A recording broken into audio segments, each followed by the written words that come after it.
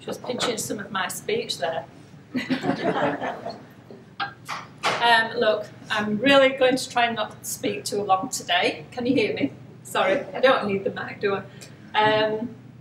My husband's here to pinch me if I get carried away, which is the usual thing under the table when we're out dining. If I start talking about you shouldn't eat this and you shouldn't eat that. So I really want to say thank you to a lot of people. My initial passion for good health naturally, although the journey started probably some 40 years ago, was really intensified when I had my children. Because as all mums will know, your desire to protect your children, the health, the safety is utmost in your life. So it was that really set me on this journey I call passion. Some members of my family might call it obsession, but that's where it all started. So my first thank yous are actually to my family. I'm so happy they're here with me today. My husband Brian, we've been a couple for about 50 years, married for 44 years, and he really is my rock. We've been best friends forever. And when we first got married in 1971, he said to me, I don't eat salad because it's rabbit food, and the only vegetables I like are peas and carrots. So I thought, well, I assure you we've changed that very much over the years. In fact, I would say he's given up asking me what he's eating and drinking now. Maybe it's because he trusts me now. Having said that, the other day I mixed something in the morning, yoghurt, and he didn't even ask what it was, but he knew there was something different in there. We taught our children from a very young age about food additives and E-numbers and the dangers of them, which was the initial start of my journey, as you will read in the book. Our son Andrew, who is our cameraman today, he very much took this to heart, so much so that when he was about 10, he went to Europe on a school ski trip and starved for the week, refusing to eat food that was bad for him. Well, we don't have that problem today. Andrew probably knows more about diet than I do, especially when it comes to sport and building muscles. And he's always putting me on the straight and narrow. Apparently I need to build more muscle. Nicola, who you've already met. Well, Nicola was a little bit older when we started this journey. I think she was near 11.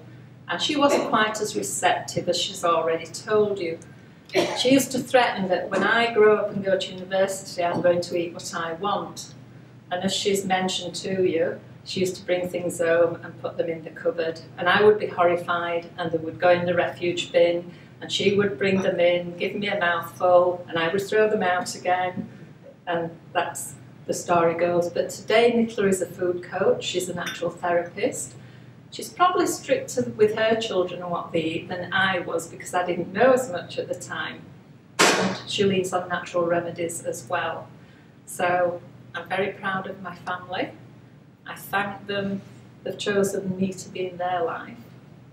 I love them dearly, and I'm so happy they're here today. Next, I'd like to thank friends for being here today. New friends and very long-standing friends here. Who've known me probably since I arrived in Australia about 10 years ago. Now, if you invited me to your home for the first time for a cup of tea and a biscuit, and I asked to see the biscuit packet so I could read the ingredients on the label before I ate it, would you invite me again?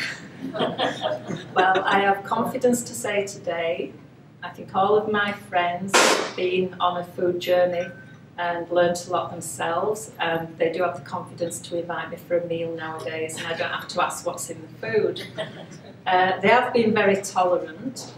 The sceptics are probably the husbands, actually. Some years ago, a friend who is in this room and shall remain nameless rang me. Her husband had fractured a couple of ribs, and she asked what she could do. Now, he was a golfer living here in Sanctuary Cove, so I told her a couple of remedies. One to bring out the pain and bruising and swelling, and another to heal the bones. A week later she rang me and said, he won't use it. So I thought, right, I need to go and see him. So I said to him, do you want to golf in 2 weeks or 2 months? Because the doctor had told him it'd be a couple of months. Oh, 2 weeks. Well, I said, use the remedies and you'll golf in 2 weeks. So he did, and he did. And he calls me a witch. But that's in respect of another story, which I don't have time to tell today.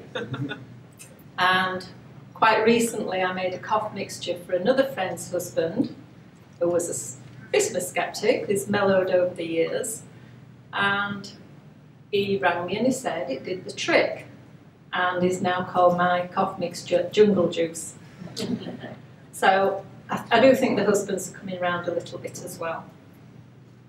Next, I have a lot of colleagues here from the Food Coach Institute, mainly on this corner table. What a fabulous turnout. Professor Dr. Shirley McElvenny, who heads the Institute, can't be with us. She's over in Ireland at a wedding, unfortunately, but says she'll be here in spirit.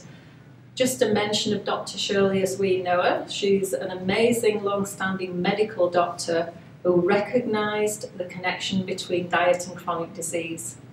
And she set up the Institute to train people to go out into the community and re-educate, basically. So if you want any advice today, we have an array of food coaches in this corner who are fabulous people. We're going places, aren't we? Yes. Thank you very much for being here. Next, I'm actually quite overwhelmed at the number of people that have turned out from my talks and workshops over the years. These are the people that probably were the ones to encourage me to write a book, because I would do talks not just about diet, but about good health naturally, food as medicine, remedies you can make in your home with from your kitchen cupboard products, avoiding toxicity in our lives. And I used to get comments over the past probably 8 years, oh, you should write a book, you know so many different things about health. And I was quite dismissive for many years because I thought there's so many books out there, there's so much information, mine would just be another book. But what I began to realise was the people coming to my classes, many of whom became clients who had chronic disease, just didn't know where to start. They didn't know where to turn. Yes, today, rather than just having the medical route, we have an absolute abundance of choices with alternative therapies, which are very good and very helpful, but they don't get to the root of the problem. And what I realised was, and this is really part of the reason why I wrote the book, was people need that basic guidance as to where to start. So I have to thank the general public for the encouragement to put pen to paper. Next, I really have to thank my clients. Some have given permission for their letters to be published in the books, but I also thank them for letting me share in their healing journey, to come and have the confidence to actually try what I suggest. And one story I must tell you today, because it just moved me tremendously. A couple of years ago, I was doing a round of talks on the Gold Coast, and I think the subject was food as medicine. And a Friday morning talk was at Southport Library. And at the end of that talk, an elderly gentleman came up to me and he said, "Can you help my wife?" And I asked what was wrong with her, and it was pancreatitis.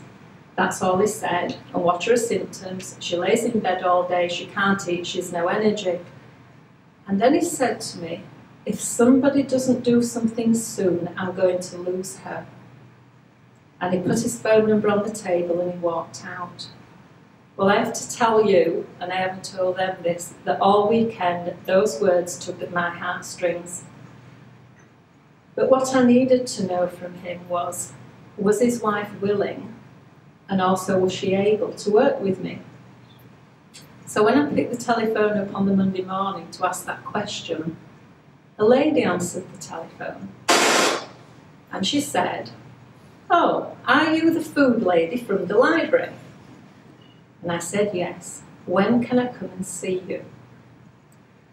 It wasn't until, I can use the names, I've been given permission, Alan brought Margaret to the clinic at Rabina. And it wasn't until that first meeting that I realised the complexity of the health problems. Margaret was, I hope you don't mind me saying so, Margaret, I'm going to introduce her in a minute, 76 at the time. She'd had breast cancer, she'd had a heart bypass, she was long-term diabetic, she had arthritis, she had stage 4 kidney failure. The main problem being the pancreatitis, because she couldn't eat and she was just really weakening.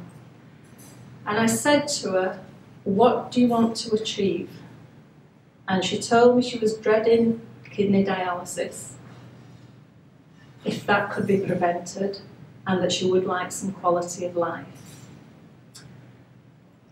6 weeks later, a first blood test showed her kidneys had stabilised, and blood pressure was down, cholesterol was down, and she was starting to eat properly, and she got some energy back. Within 3 months, she was no longer diabetic. It did take a specialist 6 months to totally agree to remove all medication. This lady, her letter is the first one you'll read in the book, has been an amazing inspiration to me and to many that I've told this story to. And to put a face to the name, Margaret and Ellen, can you give a wave? She's here today. It is a fiddle. After a few months, she contacted me and said she was writing health articles for the community magazine and would I edit them. She's fantastic. So, is that the mic? So why I wrote the book, I've probably explained that anyway. The realisation that people didn't know which way to turn when they wanted to do something about their health problems. And secondly, I'm a great believer in prevention, and that's how I've lived my life and how my family have been brought up. It's always doing the best to prevent and avoid disease and how to go about it. And that's not just about diet, it's understanding the array of chemicals we use and everything else. So that's why I wrote the book, because I saw the need of basic information that people can follow easily, not great complex books that take ages to read and people become disinterested. So on that note, I'm going to ask for your help, because the reason I wrote the book is to help others. And I ask you, if you read the book, to pass on that same knowledge, maybe even pass on the book. And I would also appreciate your help for that reason, if you can share it on your Facebooks, on your website. Because what we have to realise is that chronic disease and cancer is still on the increase. And if we don't do something to change this, and that's by getting at the main cause, which is in our hands, then our children, our grandchildren, their lives are going to be, well, there's going to be more and more sickness. So my passion, apart from helping people who are sick, is to prevent and change things for the future generations. So please help where you can. I think that's going to conclude my talk really, because I want the opportunity to chat to everybody, and obviously we want to do book signings and things. As you all know, I have lots and lots of stories to tell, but I think you'll have to come to my workshops to hear some more of those. Thank you so much for coming today. It's great to see you all. Thank you.